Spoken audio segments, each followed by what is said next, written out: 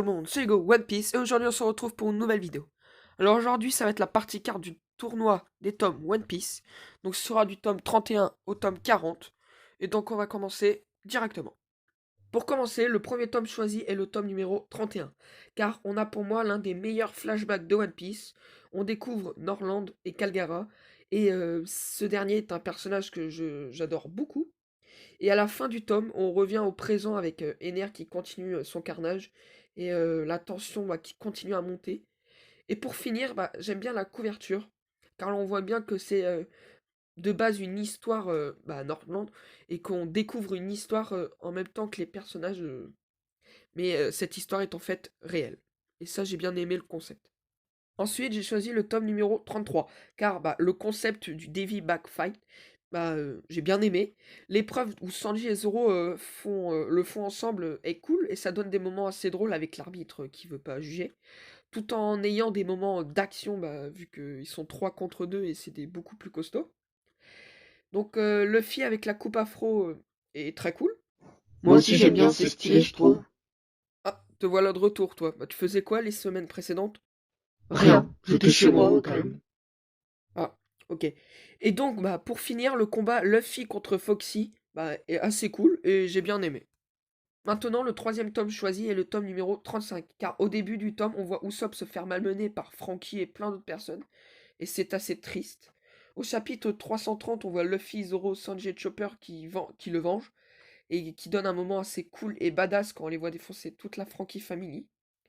Puis, on a la dispute entre Luffy et Usopp au sujet du Merry qui est très triste et qui donne un combat avec ces derniers qui est super, mais vraiment encore une fois triste, et qui est pour moi l'un des moments les plus tristes de One Piece, avec en plus les mots de Zoro qui sont très durs, et qui montrent l'ampleur du combat entre Luffy et Usopp, et ce qui m'a permis de le faire prendre le tome choisi.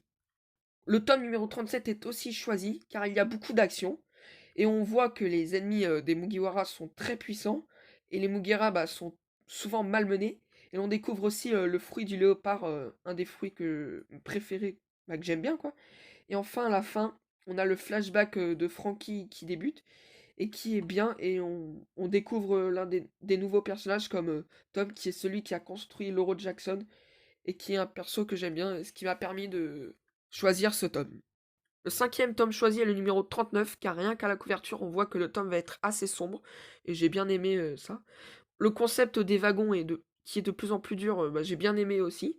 On découvre des nouveaux persos et de nouveaux pouvoirs très cool, comme avec Wanzé par exemple, qui a le fruit des nouilles, je crois. Ensuite, on voit comment Franky se bat, vraiment quoi.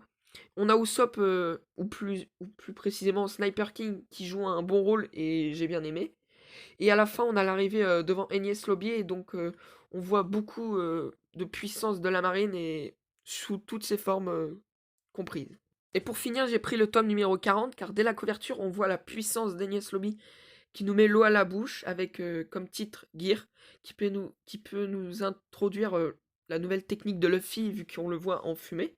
Donc on a énormément de bastons, et l'on découvre la puissance du CP9 grâce à Fukuro, et la large avance de Rob Lucci qui peut nous mettre encore une fois l'eau à la bouche. L'action est intense tout au long du tome. On a le combat Luffy versus Bluno qui est vraiment cool, et l'on découvre de nouveaux pouvoirs de Luffy, comme par exemple le Gear 2. Moi j'aime bien cette nouvelle technique. Je préfère le Gear Third, la puissance, tout simplement. Et on a aussi la vraie phase du CP9 et de Enies Lobby avec la corruption des deux géants. On voit aussi deux nouveaux fruits du démon qui nous annoncent de nouveaux pouvoirs, mais on ne sait pas, et cela peut nous intriguer. Et pour finir, on a la victoire de Luffy qui nous laisse sur notre faim, car on n'a pas vu le Gear 3 alors qu'il était prêt à le faire. Et enfin, on voit que Luffy a appris les techniques du CP9, ce qui augmente sa puissance considérablement. J'espère que cette vidéo vous a plu. N'oubliez pas de liker et de vous abonner, ça me ferait extrêmement plaisir. Abonnez-vous aussi à mon compte Insta pour être au courant des nouvelles vidéos. Donc c'est Hugo One Piece. Et je vous souhaite bon week-end. On se retrouve la semaine prochaine pour une nouvelle vidéo. C'était Hugo. Bye.